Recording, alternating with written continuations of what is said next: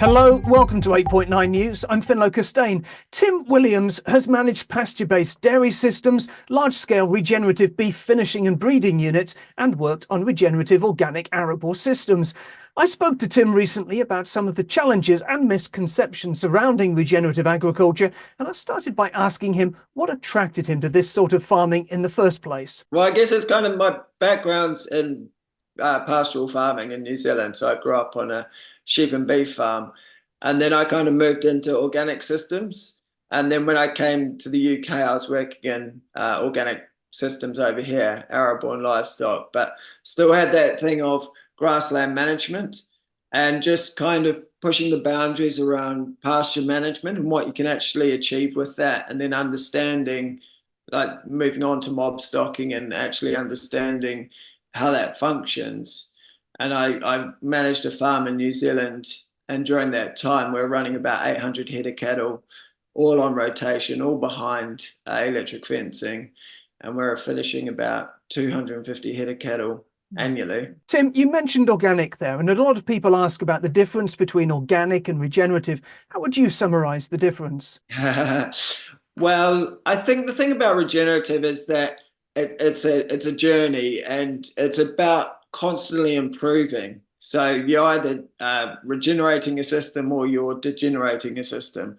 And I think the thing about some conventional systems is that they're regenerative, some are degenerative, and it's the same with organic systems as well. You know, you can have quite degenerative organic systems, but you can have quite regenerative organic systems. And I think it's about understanding that it's a journey, you're on that progression, so you're constantly looking to improve. And I don't think it really matters if you're conventional or organic. You can still apply those same principles. Now, you've been working with Wild Farmed on their regenerative wheat program. How does regenerative wheat differ from mainstream wheat production? Yeah, so I was one of the sort of the initial growers for Wild Farmed, and we were invited to join them to develop their growing standards. And one of the things we looked at were inputs, and particularly the reduction of nitrogen use. And then we kind of came up with the grower standards. And it's around sort of reducing those inputs and nutrition on need. And I think the real critical factor in their system is the focus on biology rather than chemistry.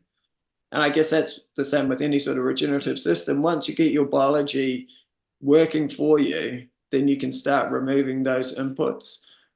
So I think that's kind of that key critical understanding of, or differentiation between a conventional system is very much chemistry focused, whereas a regenerative system should essentially be biological focus. And within that, are you increasing field diversity and integrating livestock too? So they use blends. So there's a diversity within that system, and they do intercropping as well. So growing peas and wheat and things. And so the idea around it is trying to incorporate as much diversity into the system as possible, which is challenging in a monoculture. The other element is strip tilling into living mulches as well. So, and even like that, the ultimate, and this is where Andy came from initially, was trying to put an annual system into a perennial system, and that strip tilling and that mowing allows that. And that understanding that how can we develop a complex plant community whilst only growing one crop. So there is a lot of diversity in that system, and that's what they're working on. The livestock element is about bringing livestock through. So if you're grazing off your cover crops and bringing that added dimension into the system.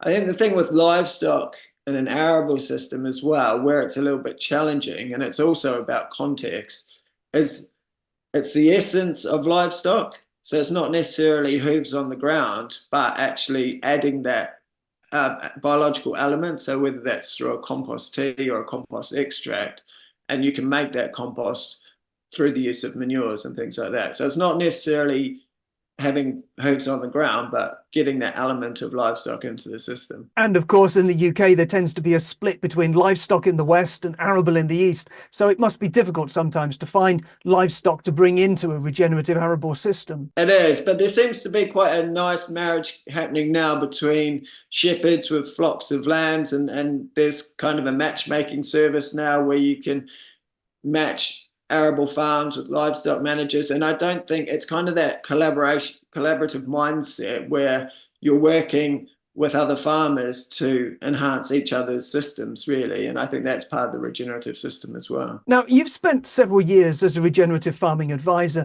What do you say when people tell you it'll never work on my farm? Well, first thing I do is ask them why they think it wouldn't work.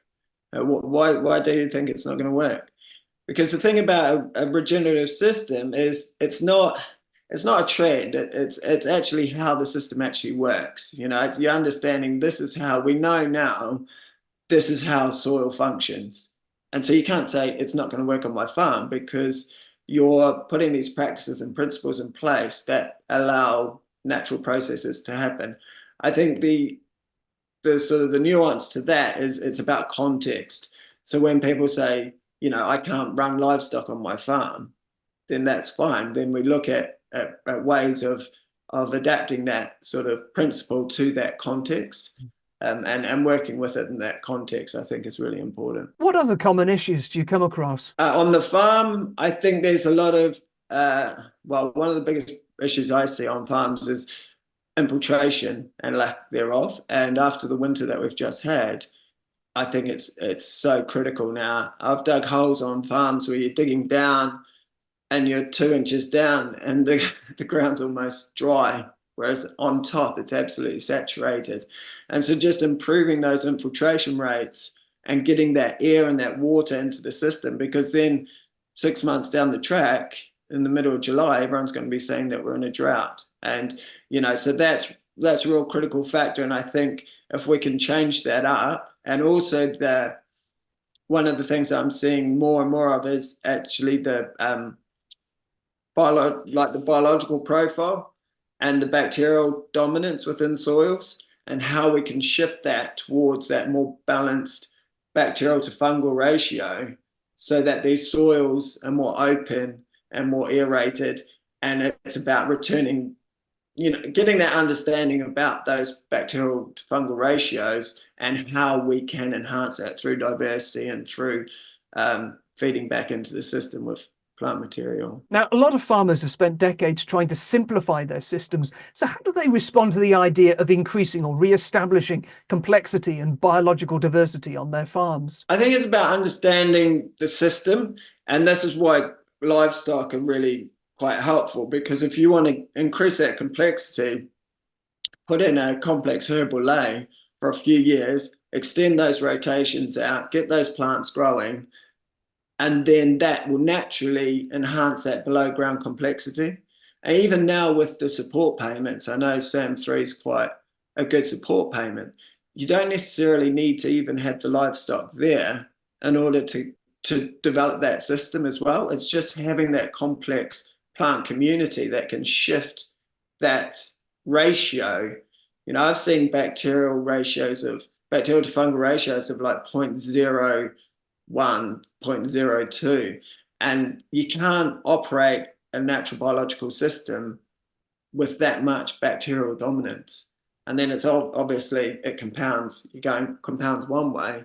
If we can compound the other way, then you see these benefits. Now that the term regenerative farming is becoming much better known, are you generally happy with the way that it's being adopted, or do you think that there are some misconceptions forming about what it actually means and the level of transition necessary? Well, there's a really interesting paper. I don't know if you've come across it. It's called The Levels of Regenerative Agriculture.